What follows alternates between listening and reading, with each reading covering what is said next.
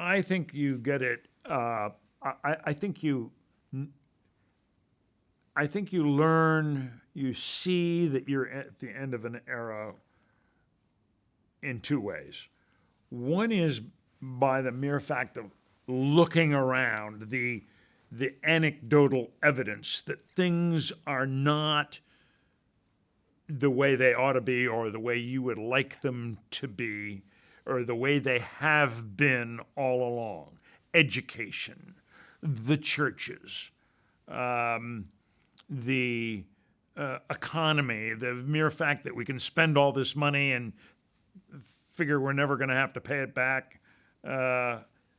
These are big changes. The fact that now we're not taking much pride in military service anymore. That's an anecdotal datum that is very troubling, that something here is going on. So that's one way, looking around. Seems simple, but it's the aggregate of the signs you see on the signposts you see on the landscape to mark, hey, we may be getting at the end of the road here and we may be going somewhere else. That's one. The second is this area, this zone of optimism versus pessimism.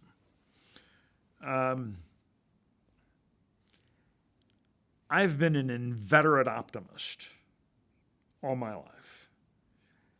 But I see here now, and that optimism, maybe let me say this, that optimism is in whether I have felt that things would get better long term.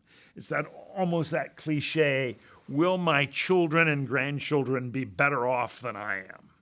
The question has often been asked in the sense of monetarily, but I ask it not only monetarily but otherwise.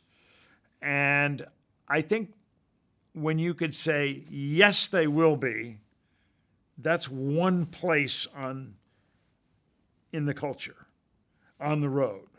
But when you begin to say, I'm not so sure, the way these indicators over here are speaking to me, that I see when I look around, I'm not sure that this road we're going down is going to be better for them than it was for me.